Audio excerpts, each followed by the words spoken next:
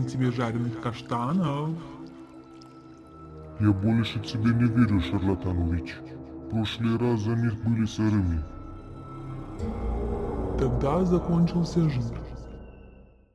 Ar fi bine să ignor ispitele și să mă concentrez pentru ce am venit. Trebuie să găsesc ciuperca perfectă. Locul ăsta este potrivit pentru micuțele doamne cu pălării. Este plin de îngrășământ natural.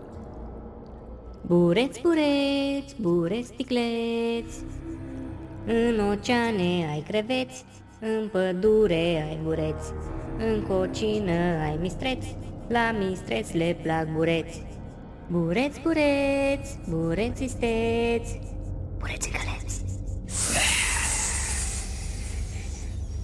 Bureți, bureți, bureți mângâieți, un burete mâță are 9 vieți, un burete cuțu latră în boscheți.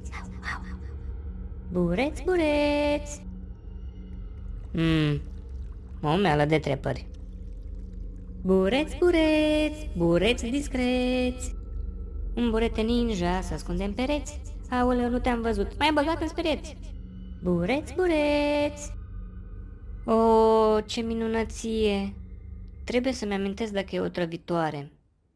Dacă hribul sterian cu verișoara lui Angela au plecat de acasă cu trenul, gara s-a dărâmat și Angela afla că el este de fapt un râșcov, atunci de ce nu le-a cerut controlorul biletele?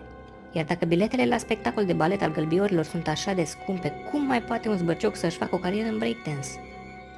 Aha, e o trăvitoare. Nimic nu ajută mai mult la curățarea organelor.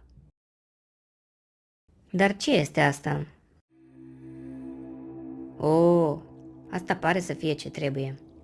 Numele și ocupația Flăcău.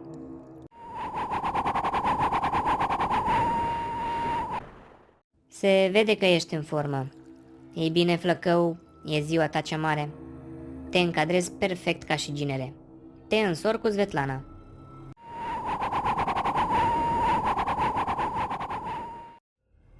Este fata mea cea mare. A venit vremea să își împrăștie porii pe alte meleaguri. Of, cresc așa de repede.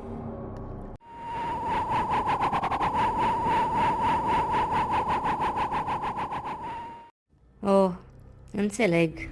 Nu e nicio problemă.